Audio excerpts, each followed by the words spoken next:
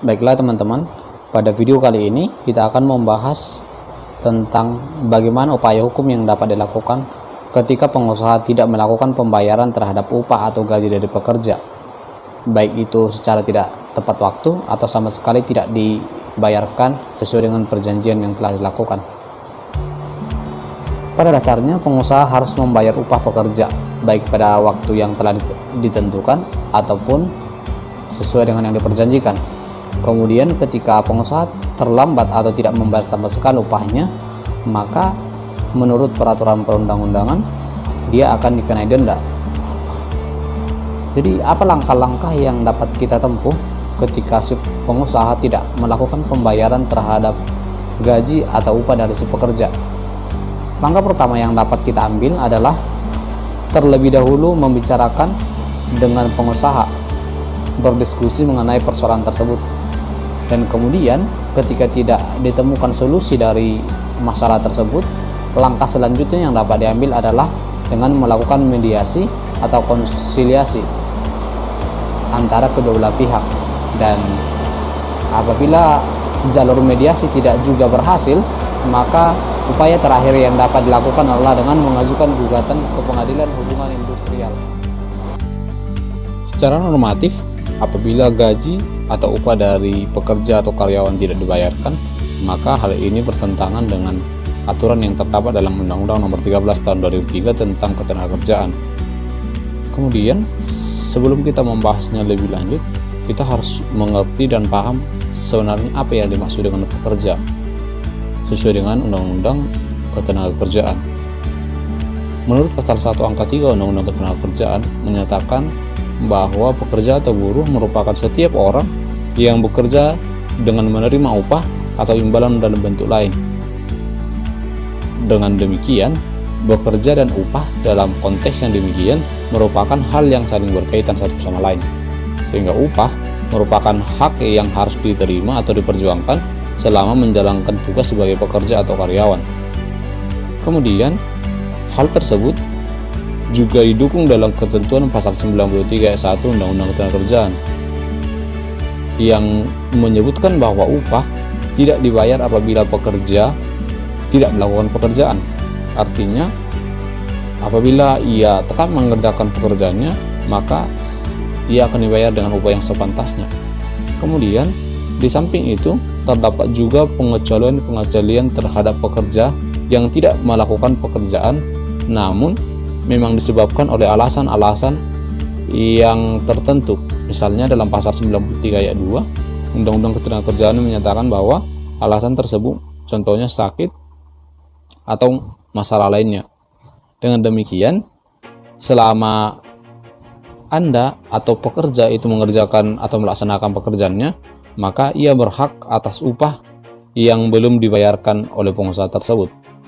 Kemudian dalam konteks yang demikian, apabila perusahaan tempat bekerja itu tidak memberikan upah atau memang terlambat membayarkan upah, berdasarkan peraturan pemerintah nomor 78 tahun 2015 tentang pengupahan, maka perusahaan tersebut dapat dikenakan denda. Kita melihat dalam PP nomor 78 tahun 2015 ini mengatur bahwa pengusaha yang terlambat membayar atau tidak membayar upah akan dikenai denda dengan ketentuan mulai dari 4 hari sampai ke hari ke-8 terhitung pada tanggalnya seharusnya upah yang dibayarkan. Kemudian dikenakan denda sebesar 5% untuk setiap hari keterlambatan dari upah yang seharusnya dibayarkan. Kemudian sesudah hari yang ke-8 apabila upah masih belum dibayarkan, dikenakan denda keterlambatan sebagaimana diatur dalam huruf A ditambah 1%. Jadi yang 5% tadi ditambah kemudian ditambah 1%, kemudian menjadi 6%. Dan untuk setiap hari keterlambatan dengan ketentuan 1 bulan, tidak boleh melebihi 50% dari upah yang seharusnya dibayarkan. Kemudian apabila sesudah sebulan upah masih belum dibayar, dikenakan denda keterlambatan sebagaimana dimaksud dalam huruf A dan huruf B, ditambah bunga sebesar suku bunga yang berlaku pada bank pemerintah. Sehingga dari hal tersebut perlu diketahui bahwa pengenaan denda tidak menghilangkan kewajiban pengusaha untuk membayar upah kepada pekerja atau buruh. Artinya ketika denda itu sudah dikeluarkan, yang ada yang 5%, 6%, dan tidak melebihi 50%, itu tidak menghilangkan dari jumlah upah, tapi itu dendanya di luar dari upah yang telah atau yang belum dibayarkan tadi. Kemudian kita harus melihat bahwa dalam pokok persoalan yang penting ini adalah upah, sehingga upah ini merupakan komponen yang penting dan pokok dalam hubungan industrial. Sehingga kita dapat melihat dalam Undang-Undang Ketenagakerjaan atau PP nomor 78 tahun 2012 ini memberikan perlindungan atas upah. Sehingga dalam persoalan tersebut, dalam Undang-Undang nomor 2 tahun 2004 tentang penyelesaian perselisihan perburuhan atau Undang-Undang PPHI, dijelaskan ada cara-cara atau jalur yang ditempuh untuk menyelesaikan perselisihan hak antara pengusaha dengan pekerja. Sebenarnya apakah yang dimaksud dengan perselisihan hak? Kalau kita melihat dalam Undang-Undang nomor 2 tahun 2004 tentang penyelesaian perselisihan perburuhan, dalam pasal 1 ayat 2 menjelaskan bahwa perselisihan hak merupakan perselisihan yang timbul karena tidak dipenuhinya hak akibat adanya perbedaan pelaksanaan atau penafsiran terhadap ketentuan peraturan perundangan, perjanjian kerja, peraturan perusahaan, atau perjanjian kerja bersama. Jadi apabila terjadi persoalan tentang pengupahan, boleh diselesaikan melalui perselisihan hubungan industrial. Berdasarkan ketentuan Undang-Undang PPHI, ada beberapa cara yang dapat kita lakukan atau kita tempuh untuk menyelesaikan perselisihan mengenai hak atas upah dari pekerja. Pertama, jalur bipartit, artinya suatu cara yang dilakukan dengan perundingan antara pekerja dengan pengusaha untuk menyelesaikan perselisihan hubungan industrial yang berupa perselisihan hak antara pekerja dengan pengusaha. Perselisihan melalui bipartit ini harus diselesaikan paling lama 30 hari.